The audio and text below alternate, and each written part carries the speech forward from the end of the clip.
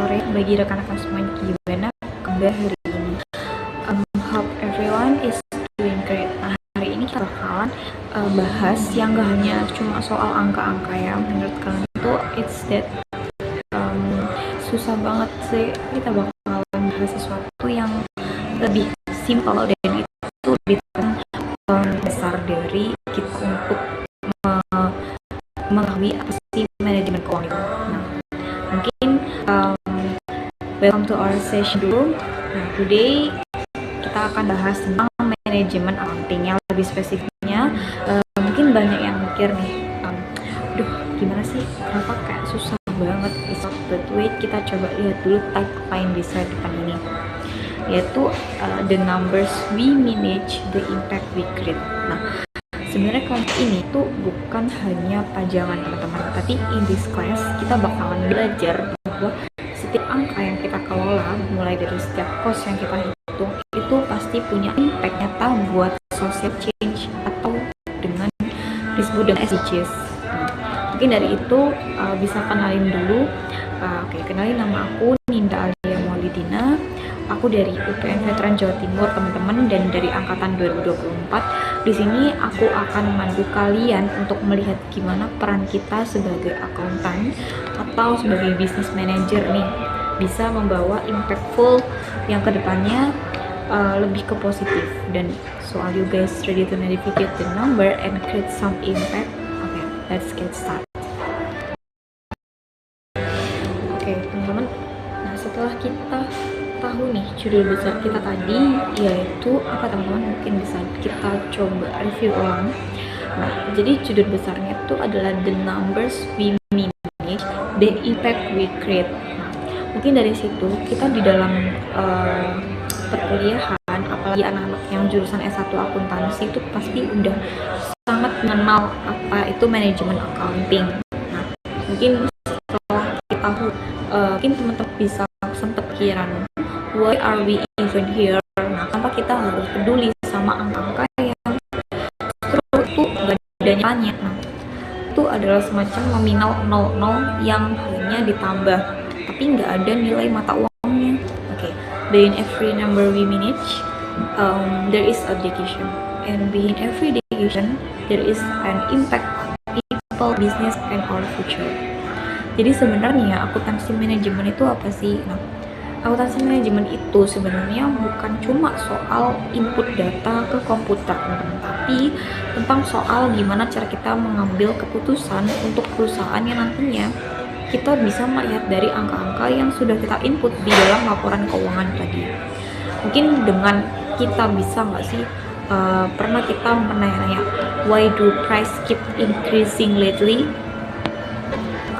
Nah, kenapa harga barang itu naik secara terus-menerus?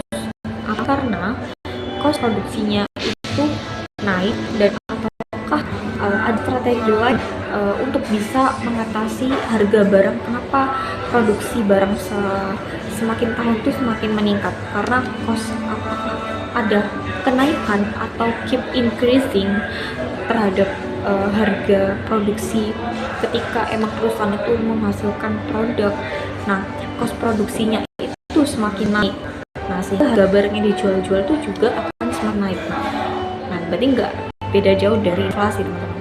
Oke, yang kedua itu ada why do business keep cutting cost but profit don't always improve. Nah, perusahaan itu sudah menerapkan untuk hemat, untuk bisa memotong anggaran, tapi tetap nggak ada untungnya. Nah, di mana keuntungan perusahaan padahal sudah menerapkan kebijakan untuk penghematan, kebijakan untuk pengurangan anggaran? Is cutting cost always the answer? Jadi apakah dari pemotongan biaya itu adalah selalu benar untuk bisa membuat perusahaan itu laba atau profit pada kedepannya? Itu adalah yang menjadi soal highlight pertanyaan yang bakalan kita bahas di sore kali ini. Dan yang ketiga adalah how can number in accounting actually affect people and society? Mungkin dari emang angka-angka di laporan keuangan itu bisa bikin masyarakat itu apakah justru lebih baik, apakah sebaliknya? Nah, that's exactly what we are going to explore, kita akan bongkar gimana sih angka-angka ini itu justru jadi alat untuk navigasi buat kasih positive impact dan pastinya tuh lebih ke berdampak masyarakat luas. Nah, melalui SDGs ini atau Sustainable Development Goals. Oke, so let's dive deeper. Di antara teman-teman nih pasti ada yang berpikir, is there really connection between management accounting and our topic today?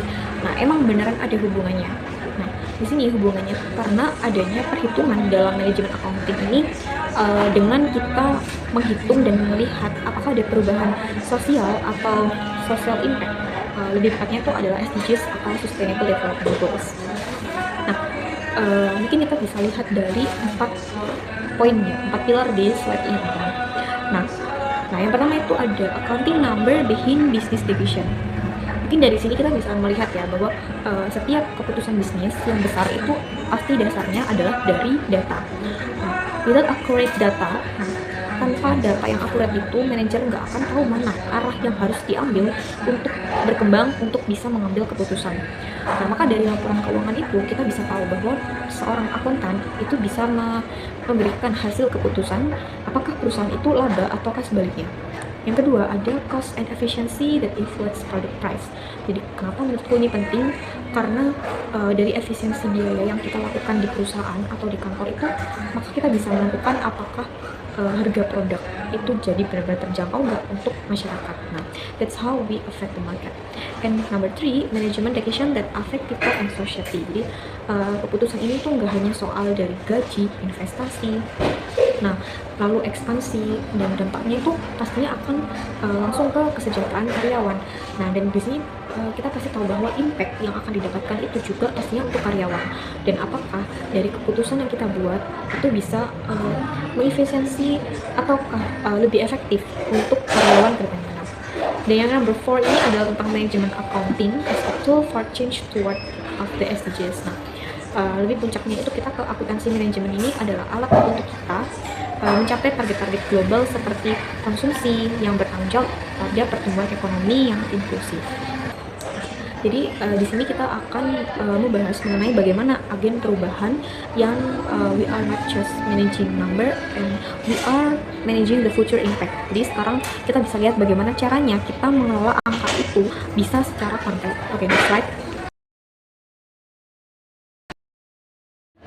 Di sini kita bakalan bahas yang ada relevansinya dengan SDGs atau Sustainable Development Goals. Nah, di sini kita akan masuk ke inti dari SDGs apa yang bakalan sesuai dengan topik kita, yaitu di antaranya itu ada SDGs 8 yaitu Decent Work and Economic Growth, SDG 12 Responsible Consumption and Production, dan SDG 16 itu tentang Peace, Justice, and Strong Institution. Mungkin kalian bisa kayak brainstorming ya, ibaratnya kayak apa sih kira-kira SDG itu, apakah ada maknanya nggak ya untuk topik dari kita sore ini. Nah, kalau semisal di SDG 8 itu kan mengenai decent work and economic growth. Nah, SDG 8 ini kita lebih topik apakah is this topic really relevant for the SDGs? Oke, absolutely yes, jawabannya teman-teman. Kita bakal bahas yang pertama dulu ya, yaitu yang pertama itu ada SDGs nomor 8. Nah, SDGs nomor 8 decent work and economic growth itu dalam peran manajemen accounting itu sangat krusial banget.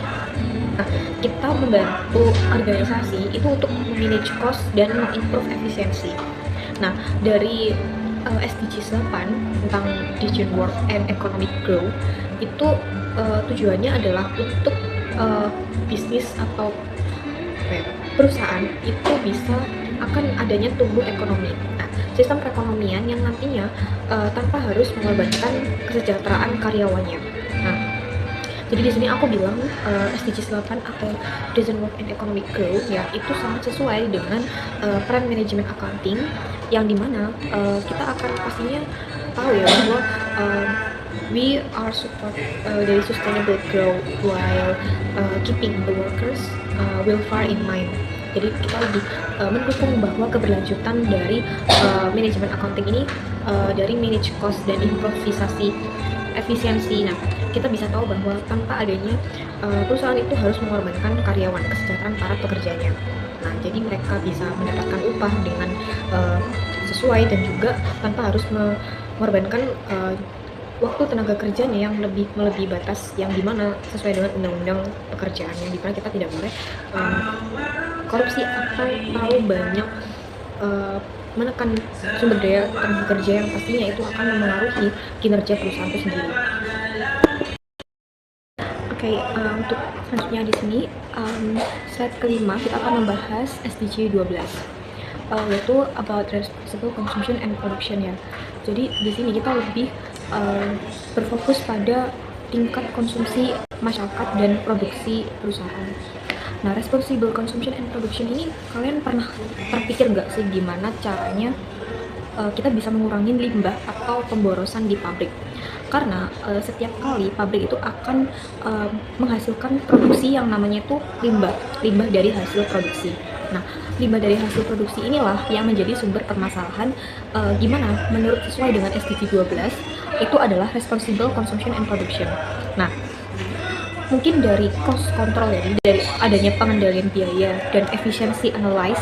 Nah, dari analisis efisiensi, nah akuntansi manajemen ini akan punya tugas namanya itu adalah mendaur ulang dari limbah atau reduce of waste. Jadi dari kita mendaur ulang, recycle and reuse. Nah, reduce itu seperti kita mengurangi tadi.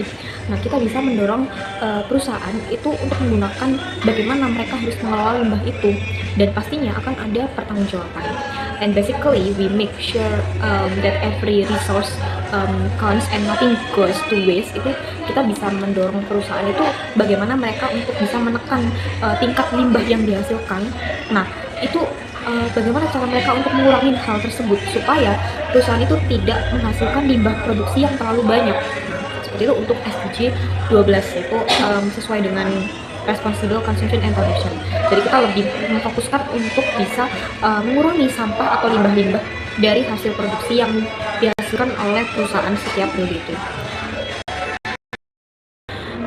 And di sini lanjut ke slide berikutnya. Oke, sebelum aku menjelaskan SDG 19, mungkin menurut teman-teman nih, kira-kira apa sih yang menurut teman-teman itu bisa menggambarkan, dan apakah udah ada gambaran nih tentang dari SDGs 8 itu seperti apa, kemudian SDGs 12 itu seperti apa. Nah, that's why ini aku jelaskan jika kalau misal teman-teman itu bisa banget nih dan meresearch nih apa sih hubungan secara detailnya dan secara lebih lanjutnya dari hubungan manajemen accounting ini dari ketiga SDGs ini, yaitu SDGs 8, SDGs 12, dan SDGs 16. Nah, mungkin aku bisa langsung jelaskan di SDGs 16, yaitu tentang peace, justice, and strong institution. Jadi mungkin ini banyak dari teman-teman yang masih bingung emang apa ya hubungannya sama perdamaian atau keadilan. Nah, kalau semisal di manajemen accounting ini pasti ada, karena dalam SDGs 16 ini kan tentang peace, justice, and strong institution. Nah, pastinya itu ada hubungannya yaitu di bagian transparansi. Nah, di sini akuntansi manajemen itu akan menyediakan bagaimana data itu dapat mengambil keputusan finansial yang transparan dan akuntabel. Nah, di sini kita membahas lagi di SDGs nomor 16 yaitu tentang peace, justice, and strong institution. Nah, kita bisa lebih meng-highlight yaitu ke justice, yaitu di bagian keadilan. Nah, di sini penting kenapa dalam accounting manajemen itu harus menyediakan data untuk mengambil keputusan finansial yang secara transparan dan akuntabel. Nah, karena di sini ada hubungannya dengan justice atau keadilan yang dimana setiap institution itu harus punya yang namanya adalah keadilan dan transparansi dalam finansial. Jadi transparansi dari keputusan yang bisa dipertanggungjawabkan, maka perusahaan itu akan menciptakan tata kelola lembaga yang baik atau good governance. Nah, good governance ini akan pastinya mengarah pada tingkat manajemen accounting, apakah akuntansi manajemennya ini sudah benar-benar baik, nah atau belum. And that's di sini how we build strong institution. Jadi bagaimana perusahaan itu bisa terbangun dengan kedepannya itu akan bisa lebih baik, it's strong. Nah, sesuai dengan SDGs 16, jika memang nantinya ada kecurangan, baik itu finansialnya kurang transparan atau tidak akuntabel, nah ini maka perusahaan itu harus bisa membuat apa sih. Nah, nantinya tuh akan benar-benar diperiksa apakah emang laporan keuangannya tuh bisa dipertanggungjawabkan atau enggak. Nah, maka di sini kita bisa menekankan pada bagaimana kita bisa menyelaraskan dari SDGs, apalagi terutama di ketiga SDGs ini untuk bisa diwujudkan oleh setiap perusahaan. Nah, oke, mungkin setelah kita melihat kaitannya dari akuntansi manajemen dengan target global SDGs, nah mungkin ada yang nanya nih, how does it look like in real business setting? Jadi dari bagaimana sih supaya bisnis itu bisa terlihat berjalan nyata. Nah, terlihat seperti berjalan nyata.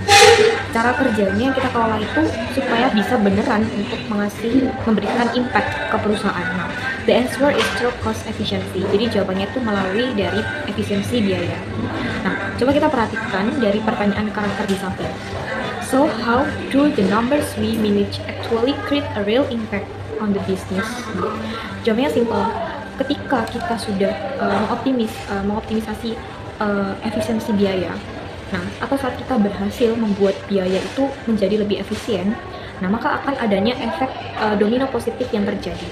Nah, breaking down the impacts dari setidaknya ada 3 hal besar yang bakalan terjadi, teman-teman. Yang pertama itu adalah higher profit margins. Dari margin keuntungan yang tinggi ya, higher profit margins. Nah, itu sangat jelas banget kalau kita bisa menekan biaya itu tanpa mengurangi kualitas. Nah, dari mengurangi kualitas itu, maka profit itu akan otomatis naik. Nah, maka di sini kita bisa menggambarkan bahwa financial performance itu dari perusahaan tersebut itu menjadi makin sehat karena ada 3 hal. Yang pertama itu higher profit margin, and yang kedua itu ada better resource. Nah, yang kedua itu adalah better resource allocation. Nah, better resource allocation ini kita lebih menggambarkan bahwa kita nggak cuma tentang menghemat atau efisiensi, tapi kita jadi tahu mana sumber daya yang berguna dan mana yang sekiranya itu hanya berpotensi untuk membuang-buang uang. Nah, resource are used more effectively and strategically. Jadi dari sini kita bisa tahu bahwa alokasi sumber daya yang bisa lebih baik untuk kita gunakan itu adalah sumber daya yang nantinya akan pastinya berguna kan untuk kedepannya pada jangka waktu di perusahaan. Nah, yang ketiga itu ada business sustainability, nah, yaitu keberlanjutan bisnis. Jadi dari ujung-ujungnya itu perusahaan pasti akan punya nafas yang lebih panjang. Long term growth and operational stability itu akan jadi lebih terjamin karena perusahaan itu tidak mengeluarkan biaya yang banyak. Jadi intinya itu pasti ada keberlanjutan dari bisnis tadi karena adanya biaya yang dimana itu mereka bisa memakainya menjadi operational stability.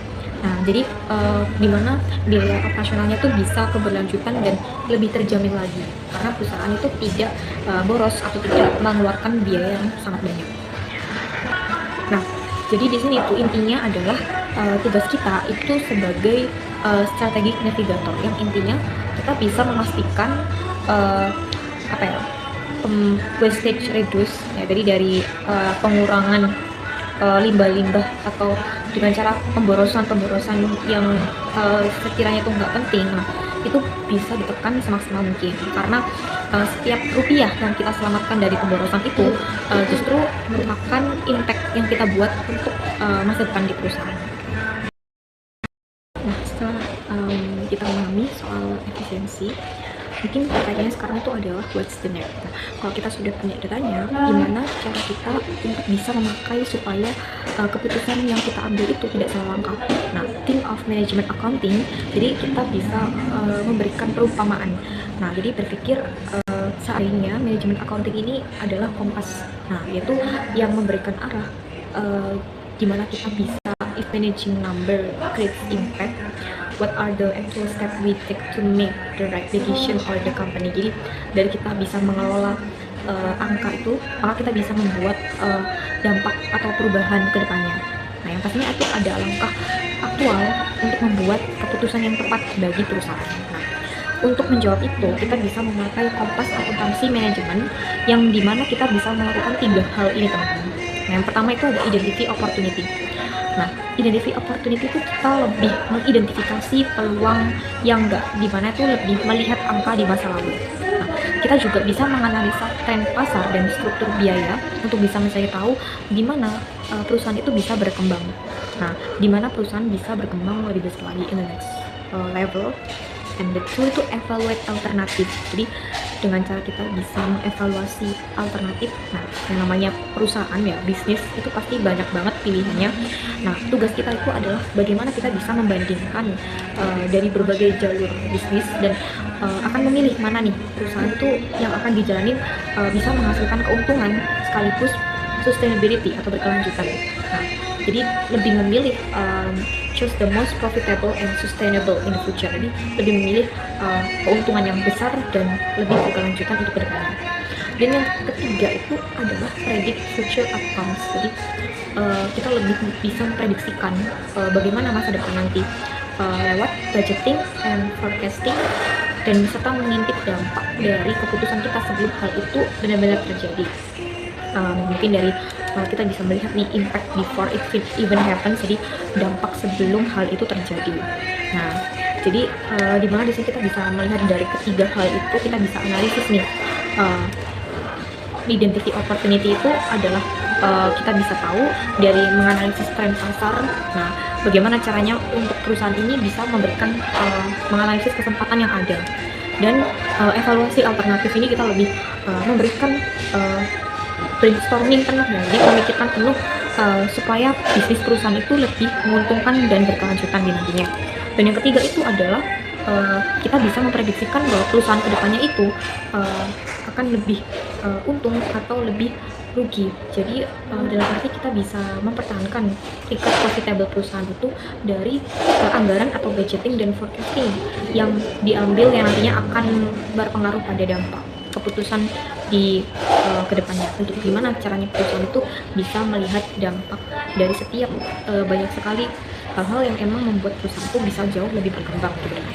That's why. Oke teman-teman, di sini kalau di slide sebelumnya kita kan sudah membahas nih tentang saat kondisi itu lagi ketat, nah atau saat kondisi perusahaan itu gimana cara mereka dari efisiensi biaya untuk bisa mendapatkan keuntungan yang lebih besar. Nah, mungkin sekarang kita bisa melihat sisi cerahnya.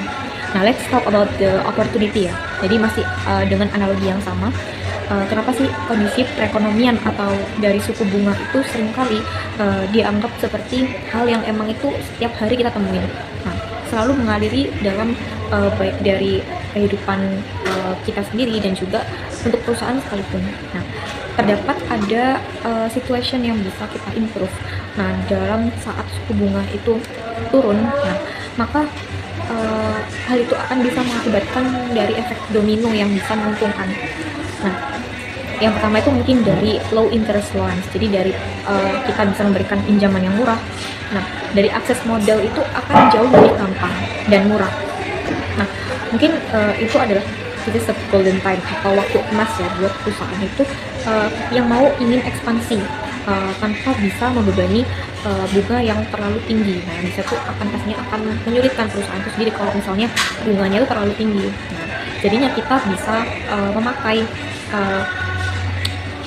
impact yang pastinya akan merendahkan suku bunga perusahaan itu bisa rendah, dan akses modal perusahaan itu akan jauh lebih gampang. Jadi dengan adanya kita membuat low interest loans, jadi kayak pinjaman murah dari perusahaan. Yang kedua itu ada investasi menggeliat atau boosting investment. Nah, jika karena emang biaya modalnya itu turun, nah maka investasi itu akan naik. Jadi bisnis itu nantinya akan lebih banyak menghabiskan pada proyeknya. Nah, mulai dari inovasi, teknologi, dan proyek yang emang sangat cukup baru. Lalu yang ketiga itu adalah lapangan pekerjaan yang tumbuh. Mungkin dari saat bisnis itu bisa berkembang, nah mereka itu bisa membutuhkan lebih banyak orang. Pastinya itu akan menciptakan lapangan pekerjaan yang baru nih teman-teman. Nah, dimana akan membuat banyak sekali lapangan pekerjaan yang nantinya akan meningkatkan kesejahteraan perekonomian masyarakat juga. Nah, it creates more jobs and boost the economic Indonesia. Jadi di sini kita bisa meningkatkan perekonomian dan juga kesejahteraan dari masyarakat itu sendiri. Nah, Lalu di sini apa peran kita sebagai manajemen akuntan? Ya, mungkin peran kita itu adalah lebih ingin untuk berinvestasi ya. Jadi investasi dari awal yang emang bisa memberikan impact atau dampak yang lebih besar. Nah, baik itu untuk kedepannya. Nah, jadi yang pastinya perusahaan juga sama akan hal itu. Nah, mereka bisa memberikan impact yang luas bagi masyarakat tentunya. Nah, salah satunya itu adalah menciptakan lapangan pekerjaan. Mungkin we ensure